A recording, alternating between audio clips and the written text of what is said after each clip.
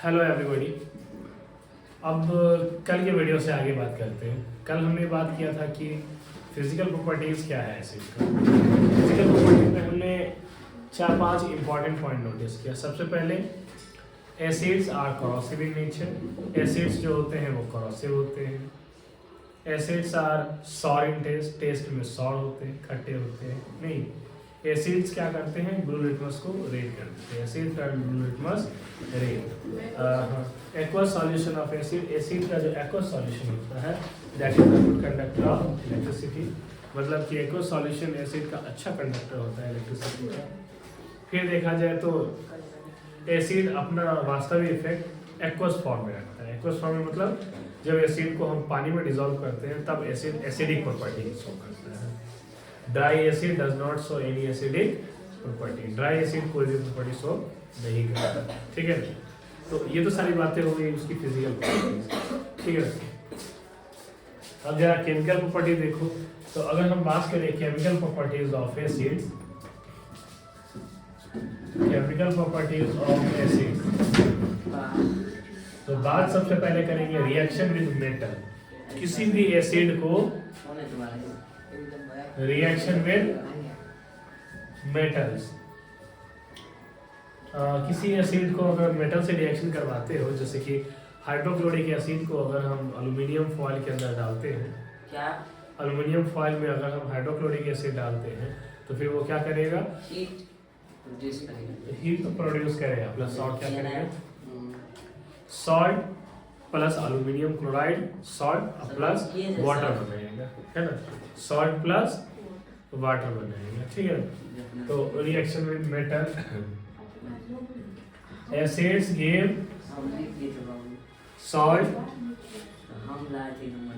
salt and water. Acids give salt and water when react with metals. Aluminium metal ही है। तो acids give salt, water when react with metal। जैसे कि देखो, हम एक metal ले लेते हैं, सपोज दैट कि हम सोडियम मेटल लेते हैं, इसको रिएक्ट करवाते हैं हाइड्रोक्लोरिक एसिड से। तो ये सोडियम के साथ क्लोरीन, एक मिनट इसमें वाटर नहीं होगा एंड हाइड्रोजन गैस होगा। ठीक है ना, हाइड्रोजन गैस, ये एक्चुअली हाइड्रोजन गैस रिलीज करता है। तो जैसा कह रहा था कि reaction with metals, acids give salt and hydrogen gas when react with metal. यानी जब भी तुम कोई भी मेटल लेकर एसिड में डालोगे तो तुम देखोगे उसमें से बबल्स हाइड्रोजन गैस बनेंगे। Hydrogen gas burns with pop sound, और उसके नज़दीक में हम कोई matchstick, burning matchstick लाते हैं तो ये पॉप साउंड के साथ जलता है। तो जैसे कि देख रहे हैं केमिकल प्रॉपर्टीज ऑफ एसिड्स, तो रिएक्शन विद मेटल, मेटल के साथ कैसा रिएक्शन यानी प्रतिक्रिया करता है। तो acids give salt and hydrogen gas. मुख्य बात है कि वो हाइड्रोजन गैस रिलीज करता है व्हेन रिएक्ट विद मेटल। तो सोडियम बहुत हाई रिएक्टिव मेटल होता है, इतना ज़्यादा रिएक्टिव मेटल होता है कि वो वाटर के कांटेक्ट में आते ही आग पकड़ लेता है, कैच फायर। हवा के कांटेक्ट में भी ज़रा सा भी लंबे टाइम तक रह जाए तो कैच फायर। इसीलिए सोडियम और पोटासियम को किस में डाला जाता है, ऑयल में, केरोसिन ऑयल में डाला जाता है या पैराफिन ऑयल में डाला जाता है, ताकि वो ना तो ऑक्सीजन के कांटेक्ट में है ना तो वाटर के कांटेक्ट में। उसी टाइप का एक ऑयल होता है। फिलहाल तो पास में नहीं है, तुम फिलहाल के लिए अभी इसी से काम चला लो। ठीक है ना, या तो हम केरोसिन ऑयल भी तो अब नहीं है घर में। ठीक है ना, बट ढूंढना कहाँ कैसा दिखता है केरोसिन। उम्मीद करता हूँ ज़्यादातर तुम में से केरोसिन ऑयल देखा ही होगा। हाँ, पैराफिन ऑयल तुम में से ज़्यादातर लोगों ने नहीं देखा होगा। तो सोडियम और हाइड्रोक्लोरिक एसिड, सोडियम क्लोरीन, देखो सोडियम क्लोरीन प्लस, बताओ तो इस टाइप के रिएक्शन को एक और नाम से जानते हैं, डिकम्पोजिशन रिएक्शन। कौन सा? डिकम्पोजिशन। बात तो ठीक है लेकिन डिकम्पोजिशन नहीं है, बात तुम्हारा गलत ही है। नहीं, ये भी नहीं, अब सब अनुमान लगाओगे तो एक्सोथर्मिक एंडोथर्मिक बाद में रखो, पहले भी टाइप्स ऑफ केमिकल रिएक्शन में अच्छा एक बताते हैं अभी एक्सोथर्मिक तो रहता ही है ज्यादातर डबल डिस्प्लेसमेंट, वो सिंगल डिस्प्लेसमेंट, सिंगल डिस्प्लेसमेंट सही बोल दिया सर। हाँ, क्योंकि सोडियम में जब हाइड्रोक्लोरिक एसिड के साथ रिएक्शन किया तो सोडियम क्लोरीन के साथ रिएक्शन करके किसको अलग कर दिया, हाइड्रोजन को। तो हम यहाँ जैसे देख रहे हैं केमिकल प्रॉपर्टीज ऑफ एसिड, तो reaction with metal acids give salt and hydrogen gas will react with metal. नहीं, तो ये जो हाइड्रोजन गैस रिलीज हुआ है, ठीक है, तो ये बताता है कि एक तो बबल्स बनता हुआ दिखाई देगा, उसके ऊपर में मैच स्टिक बर्न करके लाओगे तो फक से आवाज से, यानी कि पॉप आवाज के साथ मिलेगा, या जैसे ढक्कन खुल रहा हो, इस तरह का कुछ साउंड निकलता है ना। तो सेकंड मान लो और एग्जांपल है, एग्जांपल नंबर 2, यहाँ पर लैंग्वेज में बोलूँ तो सोडियम और हाइड्रोक्लोरिक एसिड रिएक्ट करके sodium chloride plus hydrogen gas बनाया है। ये चीज हम देखते हैं, तो एसिड हमें सॉल्ट एंड हाइड्रोजन गैस देता है, will react with metal, so sodium plus hydrochloric acid it will give you sodium chloride plus hydrogen gas।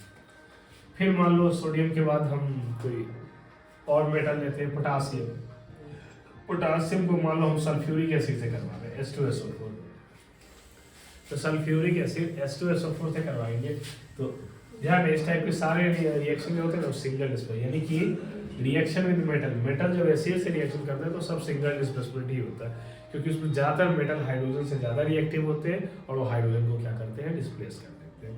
याद है ना, सिंगल डिस्प्लेसमेंट रिएक्शन तब होता है जब एक हाई रिएक्टिव एलिमेंट ऐसे कंपाउंड से रिएक्ट करता है जिसमें लो रिएक्टिव एलिमेंट होता है, तो हाई रिएक्टिव लो रिएक्टिव को क्या करता है, डिस्प्लेसमेंट। जिसको याद किए थे हम लोग, करे नहीं का मांगे अलादीन का जिन, करे नहीं तो करे से पोटासियम, करे नहीं से सोडियम, करे नहीं काम से कैल्शियम, करे नहीं काम मांगे से मैग्नीशियम, मांगे अलादीन का तो एल्यूमिनियम, मांगे अलादीन का से कार्बन डाल सकते हो, का जिन से जिंक, फिर सीने पर हुई कुछ हलचल, फिर से फेरम यानी आयरन, सीने से स्टेनम, पर से पलम्बम, हुई से हाइड्रोजन, हलचल से Hg, लास्ट में हमारा एक क्रम में बन जाता है मतलब अर्जेंटम Ag, मतलब AU मतलब कि औरत, PT मतलब पलटी, तो है ना, तो एक ट्रिक बना के याद रख सकते हैं। बाकी एक दो बार कर लेने के बाद उतना ट्रिक का जरूरत नहीं पड़ता है, खुद ही क्रम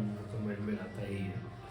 तो पोटासियम तो ऑब्वियसली हाइड्रोजन से ज़्यादा रिएक्टिव है, ऊपर में बैठा हुआ है, सबसे टॉप पर पोटासियम ही बैठा हुआ है, यानी हम लोग जो रिएक्टिविटी पढ़ते हैं उसमें, तो ये बना देगा K2SO4, क्योंकि पोटासियम जाके सल्फेट से रिएक्शन कर लिया और इसमें से इसने हाइड्रोजन गैस को अलग कर दिया। जस्ट अगले क्लास में हम लोग एक स्पेशल क्लास करेंगे जिसमें हम लोग पूरे सैम्पल और फॉर्मूला बनाने को दोबारा अंडरस्टैंड करेंगे, ताकि अब पिछली बार हमने बस कंपाउंड बनाने का थोड़ा बहुत प्रैक्टिस किया था।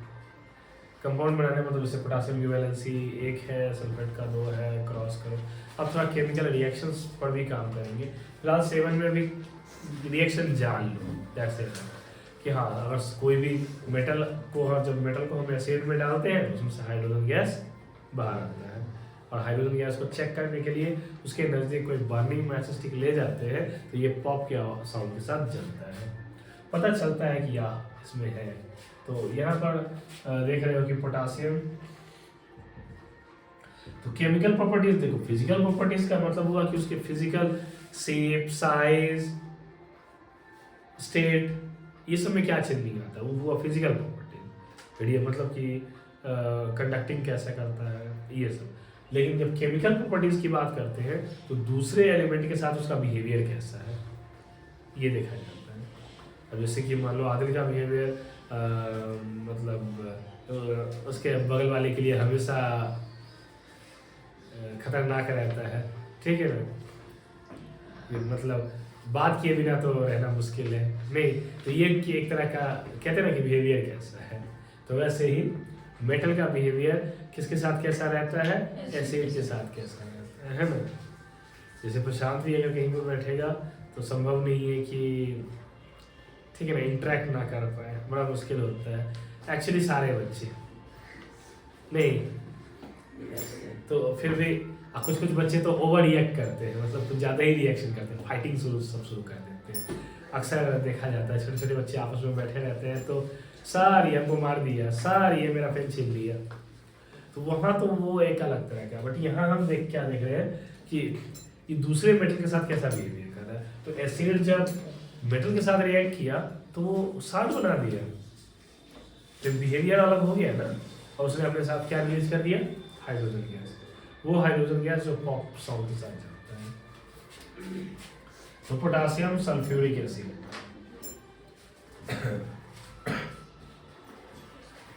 खेलो कूदो भी वो तो बच्चों का अधिकार होता है, बट ट्राई करो कि क्लास में कभी कभी घंटे घंटे बाद बिना बोले भी बैठना सीखो, या थोड़ा सा समय किताब के साथ लगातार सर, बिताने ये का आपने प्रयास अपना करो। चीट बना लिया है, फायदा सर। क्या होगा उससे, 1 मिनट 20 मिनट में सर, चीटिंग उससे करना- बेनिफिट क्या होगा, ये बाद में रिएक्ट किया ना, सर, चीटिंग करके चीट बना लिया हाँ है, उसका सर। तुम कोई भी बात का बैंड मत बजाओ। हाँ देखिए, सर। ऑब्वियसली, ठीक है ना, ये क्या बना देगा, पोटासियम सल्फेट। अब प्लस इसके साथ क्या, कौन सी गैस रिलीज होगी, हाइड्रोजन गैस। इसी तरह से हम बहुत सारे रिएक्शन लेंगे, चाहे मान लो, अब मैं लैंग्वेज नहीं लिखूंगा, सिर्फ बस समझा देता हूँ। एल्यूमिनियम को जब हम हाइड्रोक्लोरिक एसिड से करवाएंगे तो एल्यूमिनियम क्लोराइड प्लस वो अपने साथ हाइड्रोजन गैस रिलीज करेगा। मतलब सेंस यही है कि सारे एसिड में तो जब मेटल से रिएक्ट करवाएंगे तो एक कंपाउंड नमक बनेगा, सॉल्ट बनेगा, और प्लस दूसरा हाइड्रोजन गैस को वो रिलीज करेगा। बेसिक बात यही है, अंडरस्टैंड करो। और अब दूसरी बात आते हैं रिएक्शन विद मेटल के बाद, एसिड को हम रिएक्शन करवा सकते हैं किसी बेस के साथ। बता दो एसिड को बेस से रिएक्शन सॉल्ट एंड करवा, वाटर। हाँ इस रिएक्शन को क्या कहते हैं, हाँ, ये न्यूट्रलाइजेशन रिएक्शन। यस, ठीक है ना। तो मतलब अपर क्लास में जाओगे तो और भी डिफरेंट केमिकल प्रॉपर्टीज पढ़ोगे। अभी तो कम से कम 2 अच्छे से मन में बैठा लो, एक मेटल के साथ और एक बेस के साथ। नहीं तो मतलब कि केमिकल रिएक्शन विद बेस,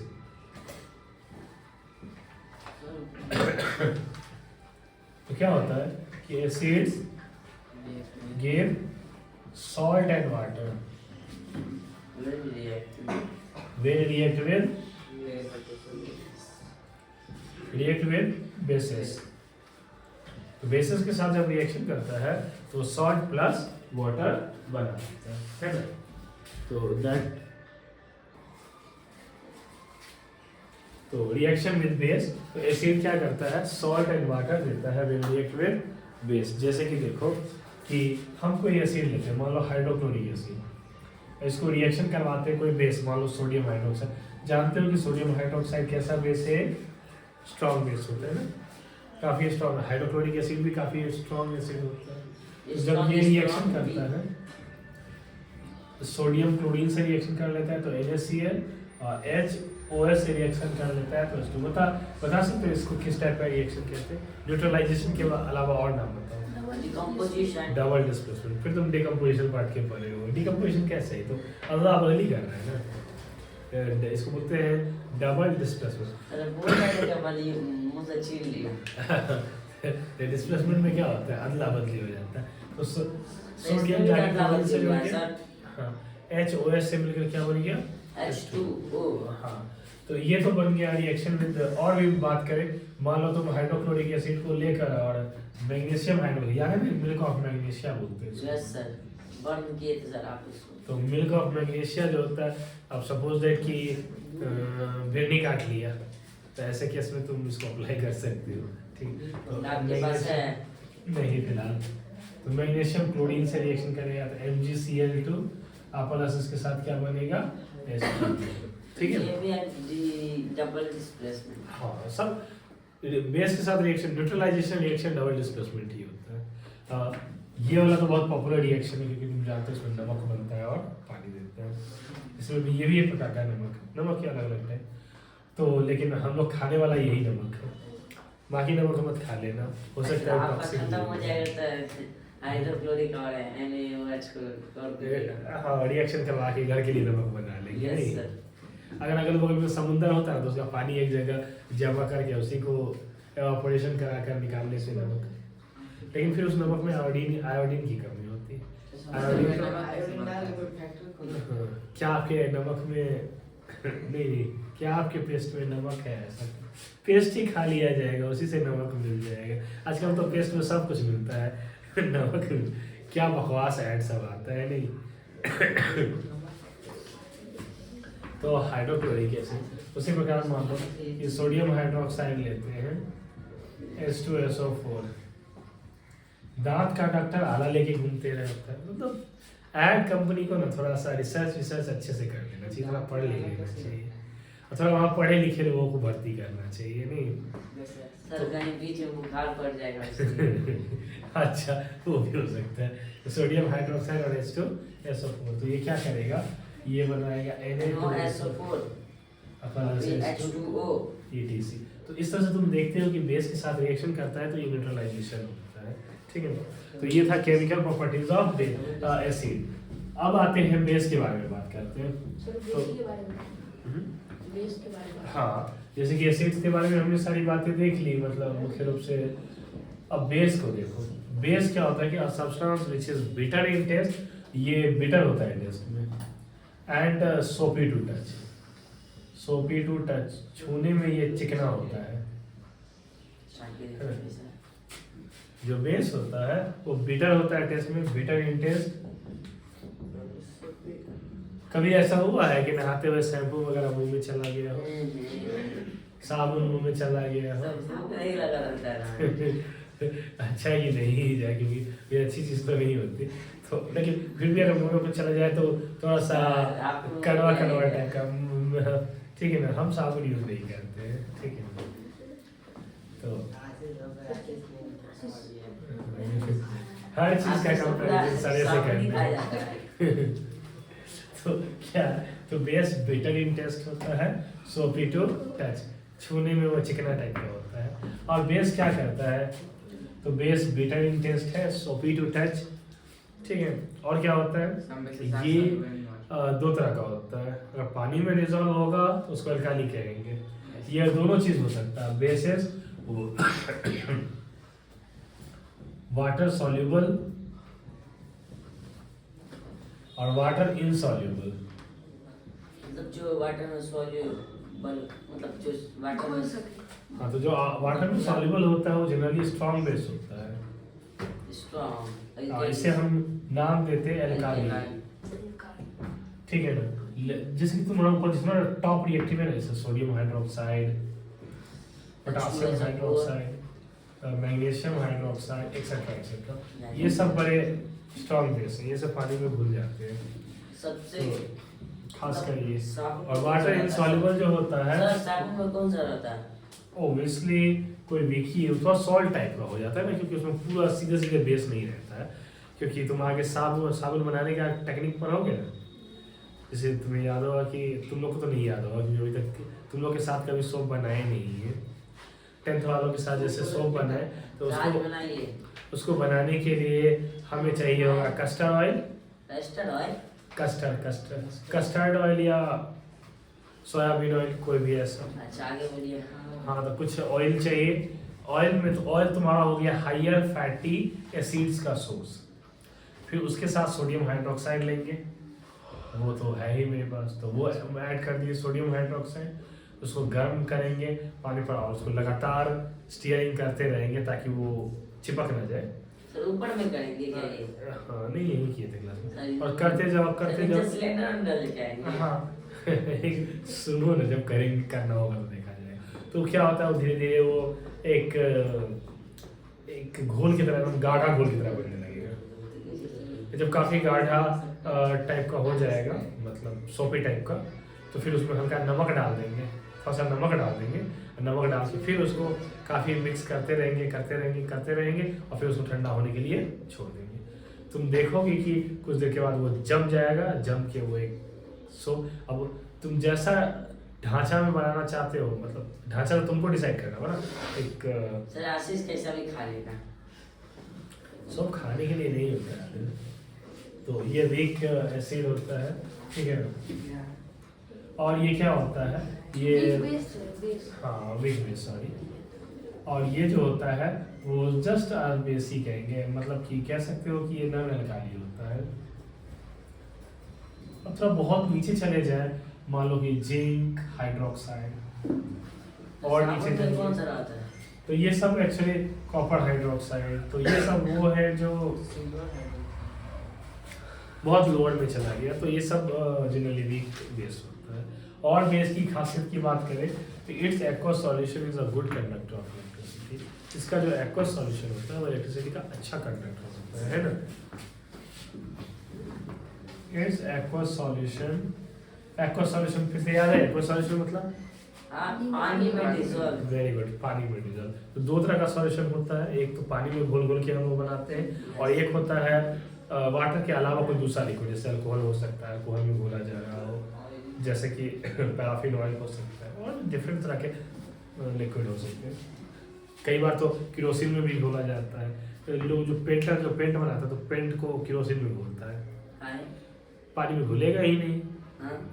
पानी में पेंट घुलेगा सर, क्योंकि पानी के साथ घुलने के लिए उस तरह का नेचर का होना चाहिए, जितने भी जो ऑर्गेनिक सब्सटेंस होते हैं ना वो पानी में डिजॉल्व नहीं होते। हाँ, थोड़ा डिटेल कारण के लिए थोड़े कुछ ज़्यादा अर्ली क्लास नहीं है। अब यहाँ पर पोलर नॉन पोलर ये सब की बात करूँ तो थोड़ा सही नहीं लगेगा, थोड़ा और पढ़ लो 8 में, थोड़ी और इस पर बात कर पाएंगे। 8 में थोड़े से और आयन वगैरह समझा दूँ तो फिर इस बात की चर्चा कर सकते हैं क्लास में, तो किसी वीडियो में आगे डिस्कस तो जरूर होगा, है ना। तो इट्स एक्वस सॉल्यूशन। बट तुम्हारा क्वेश्चन बहुत अच्छा है, सही सोचे हो कि तो चलो इस पर तुम भी ढूंढ के और पढ़ के आना, देखो कि तुमको समझ में आता है कि नहीं। क्या क्वेश्चन है जिस पर तुम लोगों को सर्च करने के लिए बोले हैं, थोड़ा रिसर्च करो कि जितने भी जो पेंट वगैरह है वो केरोसिन में ही घुलता है, पानी में क्यों नहीं घुलता। केरोसिन यानी जो पेंट हम करते हैं वो केरोसिन में, या जो पतला स्पिरिट बोलते हैं ना, उसमें वो डिजॉल्व हो जाता है, लेकिन अगर हम पानी में डिजॉल्व करना चाहें तो वो डिजॉल्व नहीं होता है। इंटरेस्टिंग चीज़ है, तो ढूंढना, और फिर हम बात करेंगे कि तुम्हें वो कितना समझ में है, फिर मैं अपनी ये समझ उसमें ऐड कर दूंगा, है ना। तो इट्स एक्वस सॉल्यूशन क्या होता है? It's aqueous solution is a good conductor of electricity. इसका एक्वस सॉल्यूशन ना कंडक्टर एक्चुअली ना एसिड बेसिस सॉल्ट तीनों ही को पानी में घोल दो तो पानी को अच्छा कंडक्टर बना देता है। तो is a good conductor of electricity. याद रहे, किसी भी क्वेश्चन का जवाब देने के लिए ये बहुत ज़रूरी है कि तुम जो चैप्टर पढ़ो तो उससे तुम क्वेश्चंस माइंड में सोचो, है ना। तभी ना देखो एग्जाम में क्वेश्चंस क्या रहते हैं, जो चैप्टर पढ़े हो उसी के अंदर का बात पूछा जाता है। और हमसे पूछ दिया जाए कि न्यूट्रलाइजेशन क्या है तो बता सकते हैं। तो इसका एक्वस सॉल्यूशन एक गुड कंडक्टर ऑफ इलेक्ट्रिसिटी है, ठीक है। तो मतलब हमने देखा है कि बेसिस बिटर टेस्ट में है, सोपी टू टच है, ये दो तरह का है, वाटर सॉल्युबल है और वाटर इनसॉल्युबल है। तो जैसे कि हम देख रहे हैं कि इसका aqueous solution good conductor of electricity होता है। तो ये सब बेस की फिजिकल प्रॉपर्टी है। ये क्या करता है, it turns red litmus blue, ये रेड लिटमस को ब्लू कर देता है। हाँ, तुम कहोगे सर आप पीछे पढ़ाए थे कि एसिड जो होता है वो ब्लू लिटमस को रेड कर देता है, तो फिर रेड लिटमस को क्या करेगा, कुछ नहीं करेगा। एसिड जो होता है वो ब्लू लिटमस को रेड करता है, रेड लिटमस पर कोई इफेक्ट नहीं डालता है। फिर बेस क्या करता है सॉरी, तो रेड लिटमस को वो ब्लू कर देता है, लेकिन ब्लू लिटमस पर वो कोई भी असर नहीं डालता, ठीक है ना। तो इसकी aqueous solution is a good conductor of electricity. इसकी जो एक्वस सॉल्यूशन होती है बड़ी अच्छी कंडक्टर होती है इलेक्ट्रिसिटी का।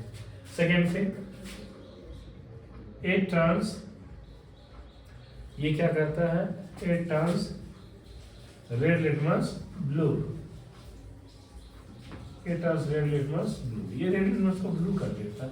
अब मैंने पीछे बात किया था ना, तुम एसिड बेस को चख के तो नहीं पता कर सकते, अब सबको मुंह पर रखे थोड़े ना, बहुत टॉक्सिक है, जहरीला है या बहुत कड़वा है, लेकिन बता देगा ना खट्टा था कि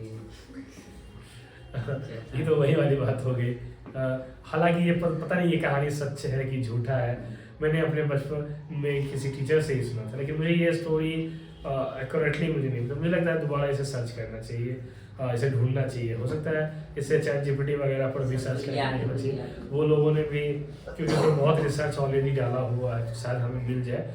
वो मैंने ये सुना था कि कोई साइंटिस्ट था कि, ठीक है ना, लेकिन मैं श्योर नहीं हूँ कि ये कहानी सही है कि गलत है, ठीक बोलिए ना। तुम भी खोजना।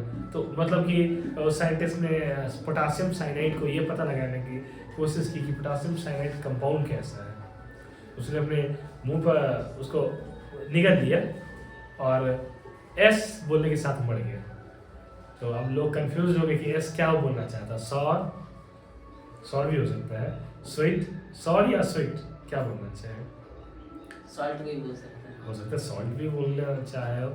अब देखो ये कहानी मुझे तो थोड़ा बकवासी लगती है, बट फिर भी थोड़ा खोज के देखना चाहिए, हो सकता है कि इसमें कुछ सच्चाई हो, ऐसी कोई कहानी हो कहीं, कहानी या फिर कोई अभी तक तो बहुत अच्छा लग गया होगा।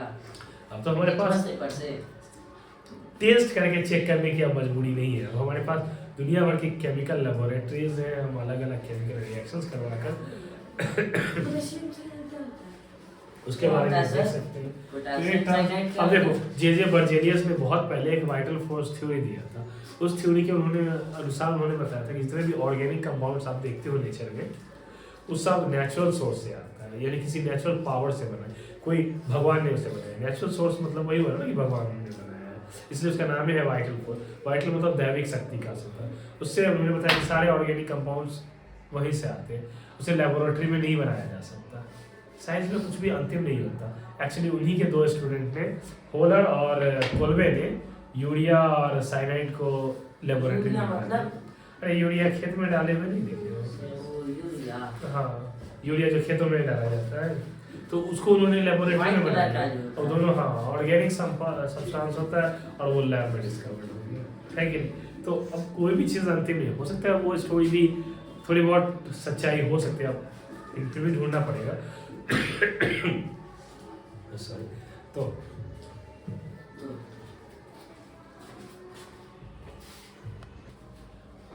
तो ये तो बात हो गई कि ये रेड लिटमस को ब्लू कर देता है। तो ये कुछ फिजिकल प्रॉपर्टी हुआ। Bitter intense OP2 it is soluble in water, वो एल्काली कहते हैं। some bases are soluble in water called alkali, they are strong in nature, some bases are insoluble in water, तो वो वीक होते हैं basis. It's aqueous solution is good conductor of electricity, it turns red litmus blue। अब chemical properties की बात करें तो 7 में बहुत ज़्यादा केमिकल प्रॉपर्टीज पढ़ाया नहीं गया है, लेकिन बेसिकली एक हमने पढ़ा है न्यूट्रलाइजेशन रिएक्शन। तो क्या पढ़ा था कि अगर बेस को एसिड के साथ करेंगे, वो ऑलरेडी हम लोग देख चुके हैं, क्या बनाता है, सॉल्ट एंड वाटर। ठीक है ना। कल एक लास्ट क्लास डिस्कशन होगा सॉल्ट और उसकी कुछ यूजेस के बारे में, ठीक है ना।